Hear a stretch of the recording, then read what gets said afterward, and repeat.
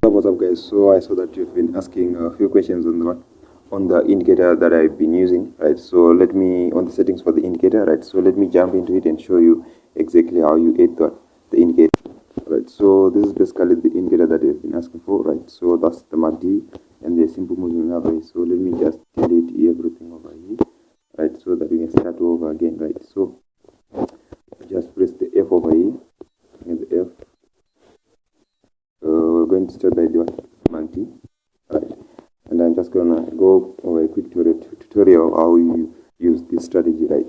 So after adding the MACD, you add, right now we're adding the moving average, right? So make sure that you press the F on the indicator window, right? Don't press the main chart on the indicator window, right? Add moving average, right? When the period is 1, method exponential apply to first indicator data.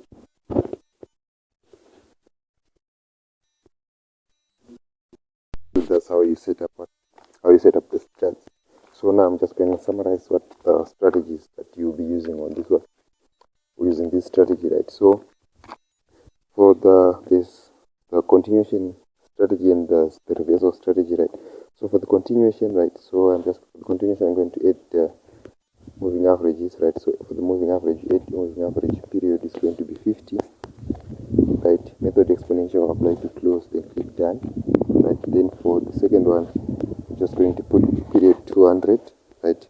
I'm gonna choose purple over here, then click done, right? So for the continuation pattern, right, it's just a simple strategy, right? I'm just summarizing over here, right? So how do you enter, right? So let's take for example over here, right? So wait for the 250 to cross, right? Here it cross for a downtrend, right? After that cross, you wait for your entries when if the MACD over here crosses over here below the zero level, because if it's below the zero level, it's showing that it's a downtrend. If it's above the zero level, it's showing that it's an uptrend. So that's just how you go about this one, right? So like for example over here, right, 50-200 cross to the downside, right? You wait for the MACD to cross below the zero level, right? This is somewhere around around over there, right? And you hold, right? Same as over here, over here, over here. These are all your entries, right? Then for the reversal strategy, right? For the reversal, we're just looking for simple divergence, right? So what is divergence? Divergence is when you are creating, right? Like for example over here, right? We've got this peak over here and this peak over here, right? As you can see, the peaks are showing a downtrend, right? But on the indicator window, they are showing an uptrend, right? So over here, you use you take a buy entry, right?